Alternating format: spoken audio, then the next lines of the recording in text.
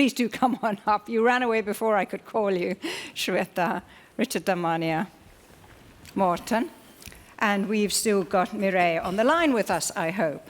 So I'm going to start with Shweta Ravikumar. You hit us with many things, but one of the things you said, which stuck in my mind, were the 2 C's. You said you want to see more north-south coordination and collaboration. So what does that mean, apart from them being nice-sounding words? Put some flesh on it for us. What do you want to see? What would it look like if we saw more north-south coordination and collaboration? Thanks, Disha. I think, firstly, accepting the reality of the other side is important for this coordination, right? So usually it's about what we have done right, and therefore sort of copying, pasting the solutions onto the global south, which need not work. So it's important that we understand where the global southern countries are coming from, and then sort of help customize the solutions or the best practices that we have from other parts of the world to fit the global south. So I think that's why I said collaboration, which then becomes a we process as opposed to you and I trying to figure out a solution. I saw you nodding, Mireille. What do you see? If I were to put that point to you, which was Shweta's point really, what would you like to see in terms of better collaboration and coordination between the North and the South, so that people feel that, you know, people in developing countries feel, you know, this is not just something that's being imposed on us because of problems that were created in the North? So I think it's 3 things. Number 1 is a same price on carbon everywhere, across different sectors and across different countries.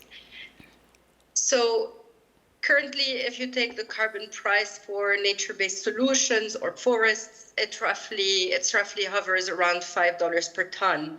Where in the energy sector or in the European, in the ETS, it revolves around $75 to $80 per ton. So having the same price, equalizing that, not only would make developing countries feel like their contribution to the climate agenda is important, but it would also help us move away from the we offset first, i.e. we buy our way out of decarbonization and then we decarbonize. Number 2, I think we've heard a lot about EV, PV, different technologies. There's a lot of discussion revolving around the technology transfer, how technology may be the solution for the climate crisis. Now, I live in Kenya, where in fact we start receiving the obsolete vehicles from Europe and other advanced markets the moment they become obsolete there. If they are to be obsolete, let's make them obsolete everywhere and make new technology accessible to everyone, so that we're not shifting a problem from one place to another, but lifting society across the board. Thank you. Thank you much for getting us going. And it's a popular response as well, Mireille. The hall has broken into spontaneous applause there. I saw you nodding your head. I don't know whether skeptically or not, Richard, when Mireille was talking about 1 carbon price. Let me deal with the slightly easier one first. The easier one is about the obsolete technology. Indeed, you might recall I showed you a slide where you had countries like the Republic of Congo, Togo, Ghana, very, very high levels of pollution. And one of the causes for having such high levels of pollution at such low levels of development is precisely that. All of these cars without catalytic converters, the cars that have been rendered obsolete across the world, end up in poor countries and get a 2nd, 3rd, 4th life, and of course cause the problems that we see around the world. So trying to tackle that problem is relatively easy and should be done straight away. On the matter of the carbon price, one of the reasons why you see the differentiated prices across the world, of course, is that people fear greenwashing. I mean, there's been a lot in the news, for example, about claims that, you know, I'm buying carbon offsets or I'm buying a reduction in carbon, whereas it is but a paper reduction. And some of the differentiation in the prices that you see is a reflection of that credibility that you see in the market. Now, that doesn't mean, in my personal view, that that problem can't be solved. I think it can be solved. I think we do encounter problems with standards in many, many facets of life. And there is a way of countering it and solving the problem, but we haven't got there yet in many ways. Thank you very much, Richard. I was intrigued by what you were saying, Anna, at the end about using data platforms as a way of engaging citizens to feel that they can be part of this process, not just be passive spectators to something that's being imposed from above. Have we seen it actually, in even small instances, work successfully? Yes, we have. So citizens use these ICT platforms to put a foot in the door.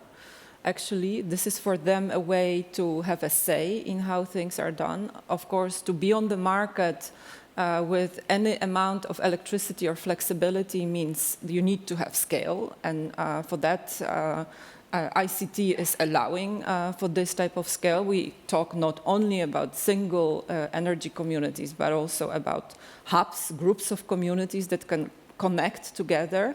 And in the projects that I've been involved in, we have made first experiments of configuring those ICT platforms towards steering of different flexible assets, generation capacity, storage. And of course, this is not an off-the-shelf technology, although energy management systems exist, but there are no energy management systems that do what the people want, you know? So it's any configuration of the energy management system should be preceded by a deliberation by the community as to what should be done. And then we talk about technical aspects of connecting with weather, with prices, with what people wish, you know? So there are early experiments, but there is a lot of technical issues with, for example, interoperability of a variety of assets. Okay, so we are not there yet. Martin Halleraker, you made an entertaining comment at the beginning of your presentation about Equinor not going to shuffle off into the sunset. And I thought I was amused at least. But meantime, if your company is going to grow and thrive, it has to keep creating new energy projects, and you are doing both in the renewable space and in the oil and gas space. And so probably oil and gas majors, more than any other industry, get a lot of engagement, whether you like it or not, from citizens on a bigger and a local level. Tell us how you deal with it then, when you're trying to invest in a new project in Rosebank, for instance, or a renewable energy one where people think, no, I don't want it in my backyard. Yeah, no, it's we get enough attention. So I'm very happy and lucky to be from the part of Equinor that is not doing oil and gas investments. So I have to blame a little bit lack of knowledge. But essentially, my understanding of our oil part of our strategy is that we mainly are focusing on maintaining drilling to maintain the production around our main fields. Which is an understandable and defendable strategy, I would say, particularly in the current Europe, where our gas is very much in demand. But if I may turn the answer to the challenges that we have in changing a company from, particularly in 2022, I think we were one of the most profitable companies in the world because of this terrible war that was raising the prices. So to change fundamentally a company from success and to kind of see the burning platform out there in some years and to shift the people away from these short-term super profitable oil and gas projects into for instance, offshore wind that looks a little bit more questionable short-term, that is a challenge. When you say the people, do you mean your board? Do you mean shareholders? Yeah. No, our board and our top management are very strategically driven. They believe in the energy transition. They see what is coming. But in a way, you have to take away very valuable, scarce resources, subsurface experts, for instance, that could create an enormous shareholder value short-term by drilling that well, and we take them over to the business that is to build a future company. So that is the kind of challenge that our top management is struggling with every day. Yeah. Okay. And there are questions here from people who say that you aren't actually maintaining your oil and gas footprint. It's expanding, but I'm sure we can deal with that later. There are loads of questions. Thank you very much for sending them in. I particularly like this one because I was going to ask it you myself. Where is it now? For Shweta, which was basically about, give us an example about how, here it is, from Chin Yu Lee. Do you have any good examples of how climate and energy data can drive better citizen engagement and behavior change? Because the examples you gave us were in other areas. Oh, yes. Oh, I think the examples are closer to home here in EU. I think, as Anna was mentioning, to be able to make this data accessible to its citizens who are more aware and are ready to engage. EU is a great example, not so much in countries like India. So if I go to my fellow citizens and say, climate change is the biggest thing we need to, they say, I have 5 other problems to deal with before I come to climate, so they couldn't care less. So they will come to it when they have reached that level of, level of comfort that you live here. And and I want to sort of echo what my speaker here was saying about the clean air and the climate that you have here. Just 2 days in Trondheim, my lungs feel so lighter. I come from New Delhi. All the charts were blue for the country that I come from. So I'm signing away 10 years of my life, I've been told, by living in that city. And an example of that pollution is not just about vehicular pollution in a 40 million population center. It's also because of agricultural practices that have changed because of commercialization seeping in. Traditionally, when seeds were being planted, the wind cycles coincided with when they were harvesting. Now, because of change in the kind of seeds that we use, when we harvest and we clear the top layer of the fields, the pollution is hanging in the air and it's no more compatible with the wind flows. So we need to be cognizant beyond the sectors and sort of factor that in when we are designing change. So that's another example of where we will need data to be able to convince, but we're not just yet there. Okay. Yeah. There's only one question that's come in on artificial intelligence, which really surprises me, but I'm going to put it. It's from Francesco Scibilia. Sorry, Francesco, I've mangled your name. And it's basically, I think I'm going to put it to you, Anna, if you don't mind. Okay. As AI develops so fast, Gen AI, I think he means, and reaches higher and higher capabilities and into different territories, which we had not imagined just a short while ago, how could it be used as intentionally as a catalyst for the energy transition? And particularly, I'd like to add my own twist. How could it be used, for instance, for delivering energy management systems which actually engage ordinary citizens? Because that's the thing we've talked about for so long, and it just hasn't happened. Yes, so I'm not a specialist on AI, generative AI, but it is a scary development for me. But then, I have to think about the fact that we have also came up with a dynamite and all other sorts of lasers, and what gives me sort of hope is that as a society we manage to regulate those technologies and what is it that we are doing it. So the hope is that we will also be able to harness the potential of AI and for now it is giving a number of people a voice simply. It's for them a way to count simply. So it is an element of justice, contributing to justice. How things will really evolve, I don't dare to speculate. Sorry for throwing that into your lap. A question for Mireille from an anonymous questioner, which is really about the forest policy in Indonesia, which is also controversial. You were talking about it positively, but environmental groups like Greenpeace have slammed it, and wanting to know your thoughts on it, really, on how can it be managed better so that it can actually deliver and not be accused of being, the sort of greenwashing arguments.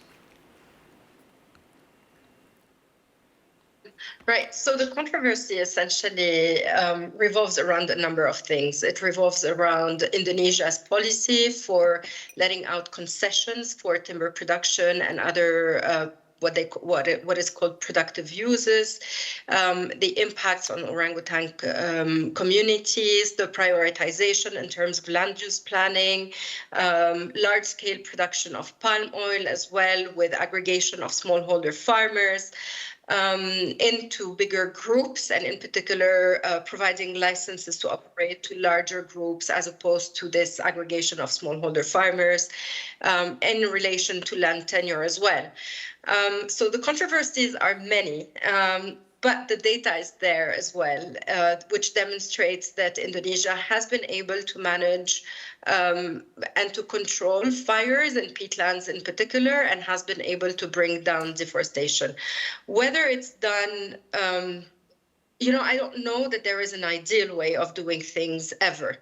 There's always going to be some sort of trade-off. It's going to be the orangutan versus the possibility of producing palm oil, which is critical also for vitamin A production or nutrition purposes. It's going to be what kind of land use do we prioritize and at what cost.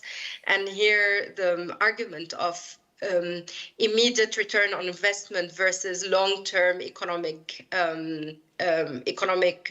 gains is always one that comes out also in terms of land use. So is there controversy? Yes, there is. Can it be done better? Yes, for sure. Is it progressing in the right direction? I would say definitely yes, because even though, the Indonesian government may have seemed a little bit close towards civil society organizations and their criticism, in fact, it has been internalized in their own way and has led, as data shows, to a reduction in deforestation. Thanks, Mireille. Thank you for giving us both sides. Morten, you won't be surprised to know that there are a number of questions that have come in about the hypocrisy of oil and gas giants in trying to ride both bicycles simultaneously, as it were. But I'm not going to put even one of them to you. Because I think you'll probably give us an answer, which we've heard before. I'm going to ask you a question which I think is quite interesting from Tim Keast, and it's about predictability and the need for predictability when making business plans, something that we've heard through the day. Is predictability getting less predictable for business planning? We're living in a time of increased uncertainty, more frequent global events, COVID, Ukraine war, energy crisis, high inflation, which we didn't see coming. What are your thoughts from a business point of view? I think it's fair to say that the fundamental risk to demand-supply balances for the products that we are producing is much bigger than it ever has been. And for an extractive industry that essentially have maybe 15 years run from you start maturing a project before it starts producing, and then it produces for 15, 20 years, that creates tremendous uncertainty. And that obviously should make an oil company extremely careful to develop new long-term projects. So that's obvious. So I think the answer to that is yes. But unfortunately, it is also true for extractive industries for minerals, for batteries, for instance, because they are also long and very, very big. There's almost no uncertainty to the demand because it will be 3x or 5x or 10x. It's a huge demand development, but will it be profitable? Not so sure because the supply is also increasing almost equally fast and sometimes faster, right? So it is very, very demanding to make long-term business plans both in the old world and in the new world now. Thank you. Now, no one has put a question on subsidies to Richard Damania, but I'm going to, if you don't mind, dear friends and colleagues, because it's not just in Europe that we're seeing farmers on the march because of the withdrawal of subsidies and increase in fuel prices. In Nigeria, the economy has pretty well been brought to its knees, allegedly because the new president, Tinubu, I think on his very first day or in his first week, removed at a stroke all fossil fuel subsidies, right, Richard? And it plunged the country into an economic crisis with rampant inflation. And the removal of subsidies is being blamed for that, and the government's under huge pressure to reverse course. So my question to you is, what should Nigeria have done? So what we did in this study that I spoke about earlier is we looked at every single case that we could find of subsidy reform in the natural resource sector. That mainly came into farming and energy. And there were two things that were common in terms of subsidy success and non-reversal. And they were really, really obvious things, right? If I tell you, you'll say, yes, I know it. And then you have to ask yourself, why do governments so frequently ignore it? The first thing that was common to every single success story where the subsidy reform occurred, and it endured for at least 5 years, that was our criterion, was communicate, tell people, and make sure that you have a lobby that's sufficiently vocal, that's on your side, and sees the benefits of change. That's necessary, but that's not a sufficient condition. The sufficient condition for durable subsidy reform was to have some kind of compensation scheme. And look at the world around you. I'll just give you 3 examples very, very quickly. Look at the EU, Common Agricultural Policy. There's been major, major reform in the 2 decades, but that was accompanied by some kind of a tacit or explicit subsidy. Look at the major shift that you saw in Australia and New Zealand in the farm subsidies that you had over there. Billions of dollars of compensation. And then as a corollary to all of that, very often you'll have to bite your lip and swallow the uncomfortable fact that that subsidy, that compensation might go to wealthy individuals or wealthy corporations, and that might just be the necessary price that we have to pay. So that would be my advice to anyone. Yeah. So they didn't communicate. It sort of happened overnight, and perhaps they could have managed the process better. Exactly. He's still a believer. And you see it time and time again, right? You can go through, I'm not going to mention the countries because of the position that I sit in, but there have been countries not far from where you are where they've attempted subsidy reform, and there's been protests on the street, and neither of those 2 conditions have been ticked. So there you have it. Okay. His faith is not shaken. Let's have some questions from our panelists now. How about Christian Klöckner? Yes, thank you. My question is actually along the lines of what you just started. And let me start with saying that I come to this conference here for a couple of years now. And I have been a very hopeful person. And it gets more and more difficult, I have to say, to keep the hope up. Because when I see how political systems are developing around in the world, the closer the climate crisis comes, the closer other crises come, the more easy solution populist parties are sailing up everywhere. And with the European elections coming up, with the US elections coming up, it's not very unlikely that a lot of the ambitious targets are going to fall towards next year. So, I'm asking myself more and more, are our democratic systems rigged in a way that can deal with transition of the magnitude and speed that we need? Let's put that to Shweta. Can they survive it? And what can you tell me to give me hope?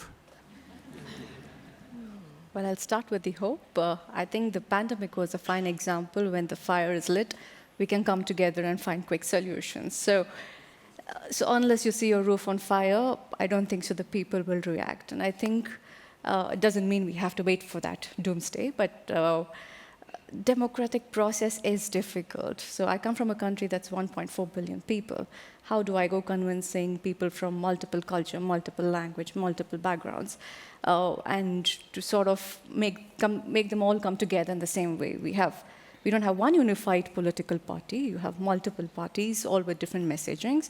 But it's a process. We have to believe in it, and even if we move the needle by a point, it's a step taken forward. So I think, it's a slow process, but we have to keep moving forward. Anna Wieczorek. Yes, so I have 2 answers. One is more scientific, the other one is less so. I'll start with the latter one. So think about Joe Satriani or Prince or any of the guitarists. They have a guitar with 4 strings, right? And what is it that they are making out of it? What type of sound is coming out of it? So, you know, we are innovative beings, and I think that's what keeps me in business. So that's I hope that also inspires you. Whether we need doomsday, I don't know. The more scientific answer is that, and probably you know that yourself, we've been studying these transition processes over years. What was very characteristics of those changes, as we went from industrial revolution, autos, oil and gas and so on, mass production, all these transitions, they followed one sort of development pathway that has been very based on fossil fuel and mass production and global value chain. I think what is happening now, we see decentralization playing out, sharing economy, we see renewables more and more present. So there is some sort of change in the meta level, meta regime. That's what historians of technology are talking about. The question is, we are on the crossroad. Will we choose rightly, right? And what does it take? I don't think I have an answer. I think it's up to the debate for the whole society to make a decision. Let's have a question from Reinhard Madlena. Yeah, I think I have a question and a comment.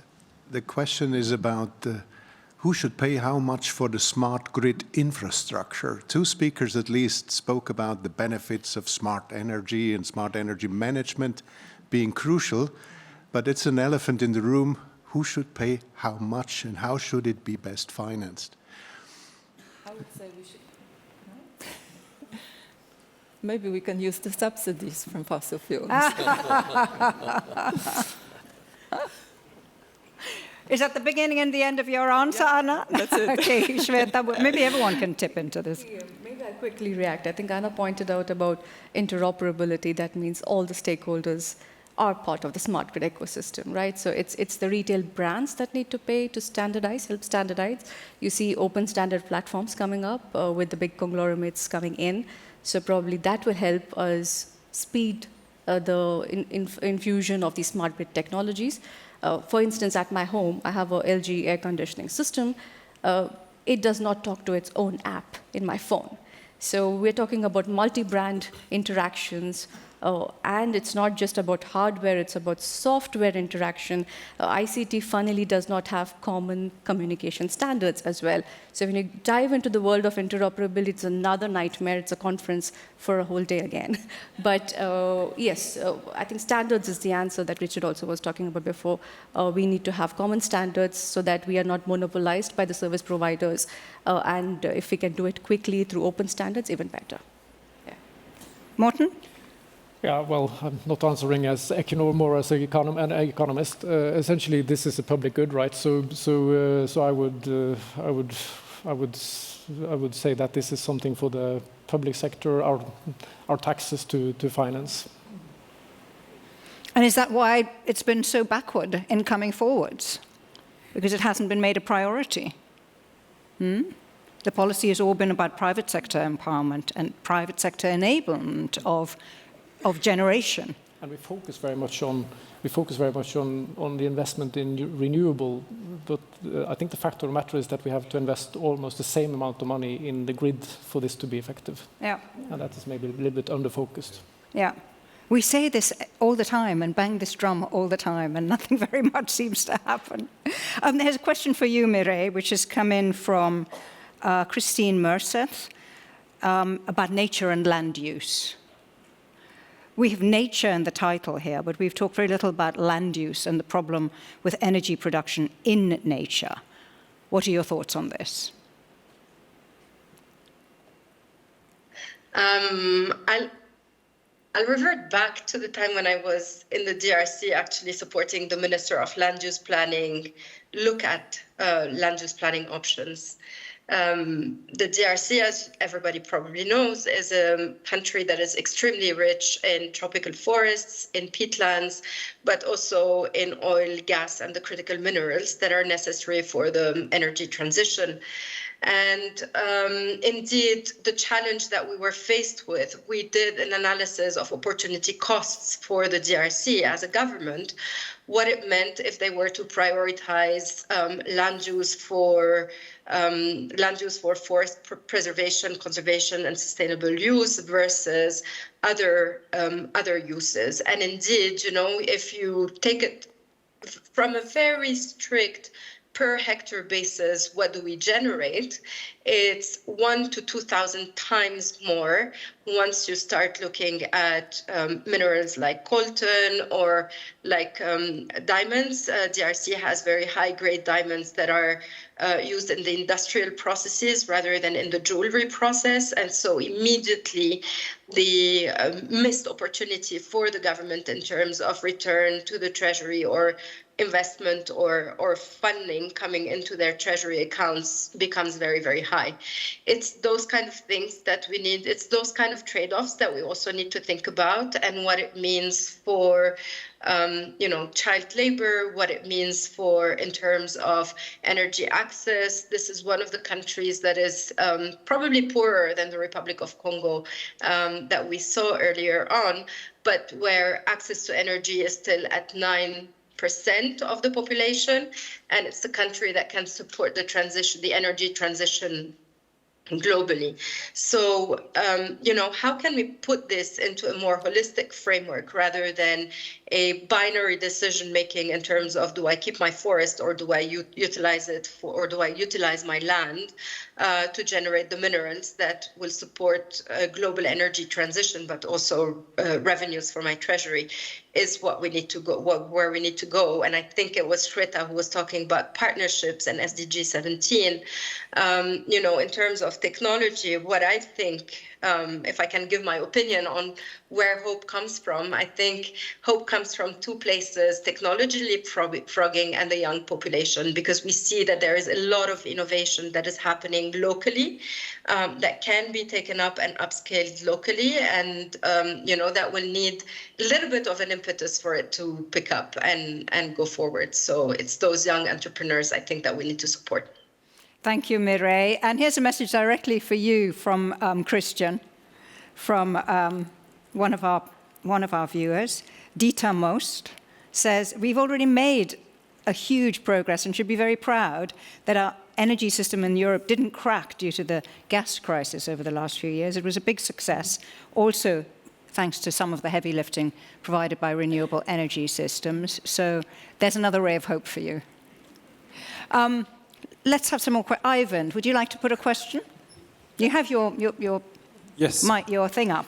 So it's a follow-up question to Richard, because you stole my question. And Richard answered it very well in terms of how do we start phasing out subsidies for fossil fuel? Because as you stated, Richard, these are there for a reason. There are beneficiaries of these subsidies. So in terms of the list of countries you showed, I assume Russia will not sort of be the first mover in this field, but which countries do you think should lead the way in phasing out subsidies for fossil fuels? I mean, in many ways, it would be easiest to make the argument in countries that have the greatest fiscal deficits, because they can use that money, and these are all very often the poorer countries, and they can actually use that money for much, much needed things that Mira was talking about: education, health, and so on. And one of the slides I didn't actually show you was the damage done from pollution and the level of spending on health and or the number of hospitals per person. And the correlation goes the wrong way, right? The more the damage, the less you're actually spending. Then you drill down how much you're spending on cleaning the air, even less so. So that would be one answer. The other answer, just in terms of a question that came much, much earlier on, was that you often tend to find, if you actually want these changes, the first thing you should do is make people aware of them. And there's a very, very nice correlation in terms of air pollution, is that in all of the countries where you have seen major reform of air pollution, prior to that you've had the information being made public as how bad the air quality is, and letting people know how many years of their life they actually lead. And then you start to see the change actually coming. Anyone else want to take that? No. Let me have a question from Roli Aranya. Do you hear me? Yes. We can. I'd like to draw the discussion back to communities and people. And we've seen three conceptualizations of communities today. We've looked at communities that we need to have with us because they protest, they are opposers. We've looked at what you brought up, Anna, the prosumers, the active, proactive community. But we've also had this conceptualization of the community that faces the impact of climate change, of pollution. And what's closest to communities is local politics. And a lot of people have talked about local government and the role of local government, but we've not talked about the capacity and the competence of local government to actually drive transition, because they are the closest to communities, and they will be critical. So I need a reflection on that from the panel. It's a great question. How should we build up local capacity to drive transition? What is the role of local governments in trying to bridge these gaps and trying to bring these opposing forces into some kind of balance? Well, I'm going to put it to Morten, because you look like you're really thinking about it. I'm on deep water here, but I'm a believer in giving people a share of the development. So it's very hard to get people on board if they feel there is nothing in it for them. So if we all had solar panels on our roofs, and if we all were co-owners in a wind farm, we would have a different political attitude to those kind of projects, I think. Right, so people receiving some kind of dividend once a year. This is your wind bonus. Is that what you're saying? I think there needs to be something in it for the people. Okay, so money talks. Anybody else want to chew on that? What can we do? What's the role of local government in being the kind of representative almost of communities and maybe strengthening community voice? Anna? I can take it. In case of energy communities that I work with, very often local governments are critical in facilitating roofs for collective generation, and also making energy community as part of their regional local policy. And actually what happens in the Netherlands is the government distributed the responsibility for implementation of energy transition from the national to the regional level. So the whole country was split into 30 smaller regions. It was a mess in the beginning once it happened. No one knew nothing. It was about capacity. Okay, we have to manage energy transition. What does that mean?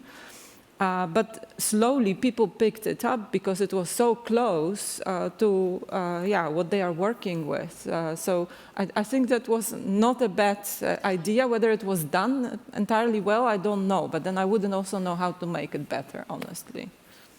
Yeah. I think we can sneak in one last question. Stephen? Yeah, so I have a kind of comment and a question that has to do with information deficit. So I was involved in a proposal, wasn't quite a project, where the University of Maryland had been doing demand response, turning down lighting and air conditioners and things like that. Very successful, and we were trying to have the neighboring communities, which were not as wealthy as, let's say, some other places. And with the mayor of College Park, Maryland, which is where University of Maryland is, we went to all these towns. Everybody was incredibly enthusiastic about joining such a proposed effort. But then we had all these discussions about if you're just a householder and you say, should I do demand response and have flexible consumption? We're like, nah, I'm going to save $2. It's not worth it. But when you put it together in terms of these towns, then you get money that can defray costs, have a community pool, or cut people's other expenses on a community basis. So I think, and as part of this, in the PJM electricity market, which has about 65 million people in it, size of France essentially, they have these things called curtailment markets. It's the opposite of a unit commitment market. And I didn't even know about that. And so if you're a householder, it would be nice when you're buying a house, they say, check this box if you want to be part of this community. So make it so simple and say, here's what your options are, as opposed to people on their own trying to do it. And so incentivizing information retrieval about these energy communities, I think, is lacking. Okay. I thank you very much for that comment and for sharing it with us, and I think Roly will probably take it up with you later on. I would like to ask you all a final question. And it's really about how hopeful you are that we're going to be able to resolve these issues and create more social buy-in for the transition. Because we're already seeing such tensions in so many parts of the world for all sorts of different reasons, which I don't need to remind you of, when the transition is really still in its infancy, you might well say, or at an early stage at any rate. How are we going to cope in the future? So my question is, how hopeful are you that this is something we are going to be able to do it because we have to do it? Or is it going to be like grids where we have to do it but we'll never do it? Who's going to, Shweta? Probably I'll start with just the number. I think I'll be really hopeful when the money starts flowing in. So I can say for the case of India, if we need to meet our 2070 net zero goals, I need anywhere between 160 to 440 billion US dollars per year.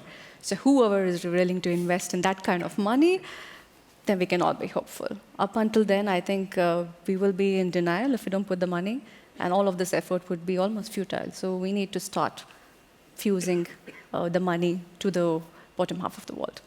Mireya Atala?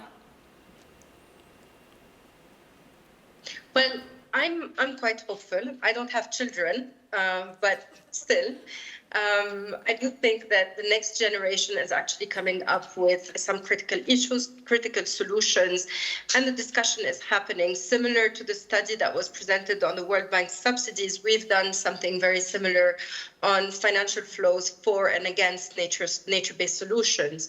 For nature-based solutions is 200 billion, against is 7 trillion, sorry. So the money's there. It's not going to the right places, but the discussion is happening about it, and that's what makes me hopeful, because I do believe where money flows, action will follow, and I think we're steering the money in the right direction. Thank you. Morten Hallaraka. I am more hopeful for the world than I am for Europe and North America, short term at least. It seems that we, in a way, can afford to ignore it for some more years. It seems that political forces are being mobilized that maybe we'll put the brakes on. But when you look at the competitiveness of the new energy and what is happening in China and India and in the South, I get much more optimistic.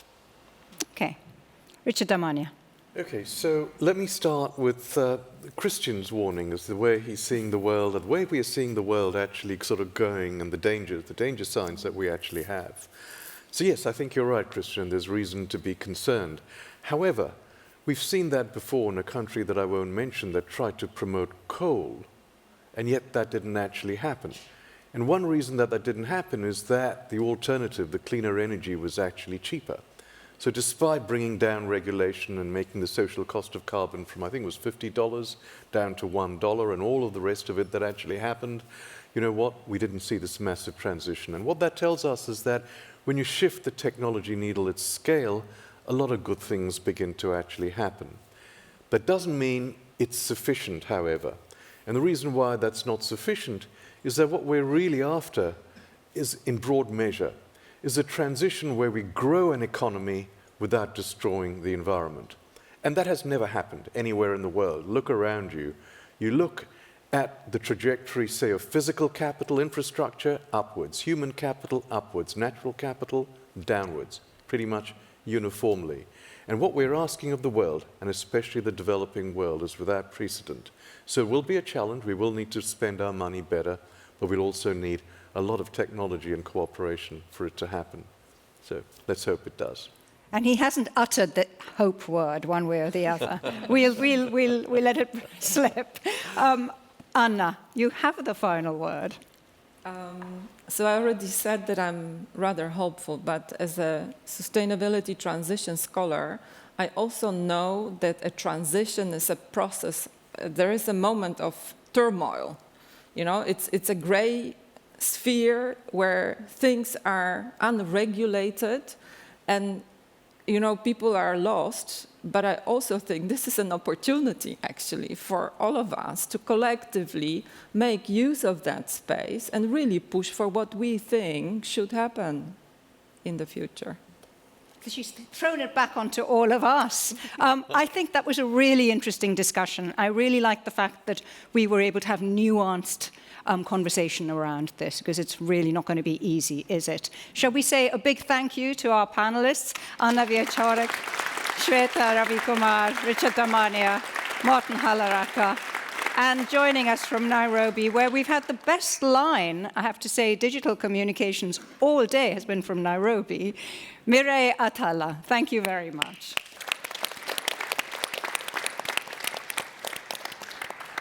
Thanks.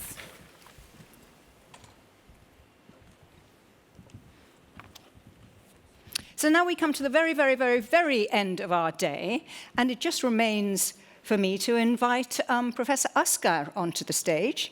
He was sitting here, but he's disappeared. There he is. Because this conference is his baby. He's seen it develop from 2016 or 2017 and grow with more participation, and it's really changed. So I wanted to ask you, Asghar, for your reflections on the day.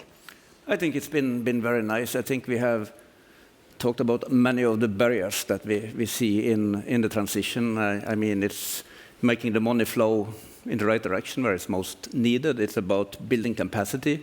I think that's a dilemma for industry, how to build the capacity at the right time in order to have the momentum to do the transition. But it's also obviously a dilemma for us at universities and research institutes. How are we going to build the capacity to educate the people that industry will need in order to manage to do this transition?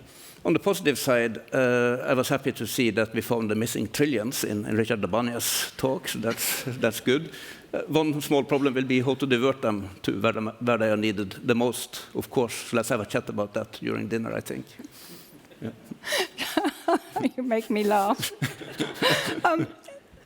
Where's the conference going? What can we expect in future years? Well, so next year we have a 10-year anniversary, and I also think we need to avoid to wander into the sunset like Morten mentioned, so I think we need to look at how can we get more momentum for this transition. And I think meetings like this, I think, shows that we need platforms where we meet in academia, with industry, with NGOs, with policymakers.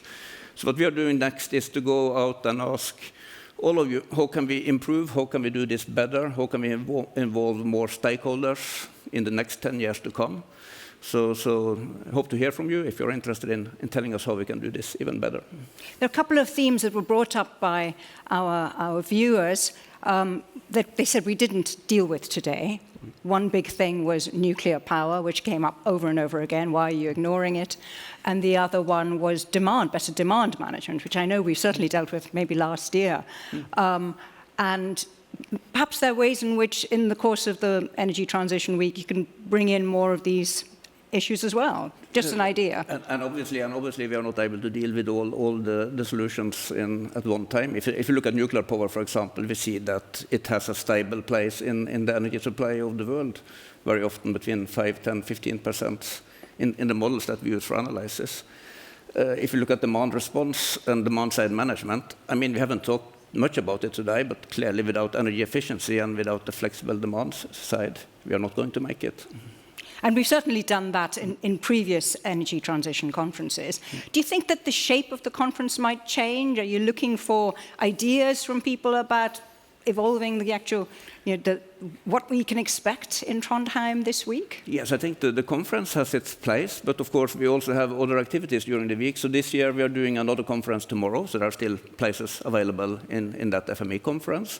But also we do 7 or 8 workshops during the week, and I think we could also have other types of arenas, meeting places during the week that we could expand on. So happy to hear from you. So send in your suggestions. They'll all be chewed over by Asghar and his team. But for now, may I say, very well done, Asghar. It's been a lot of work bringing us all together. Likewise, this was really excellent. And it's been my pleasure being your moderator. Thank you.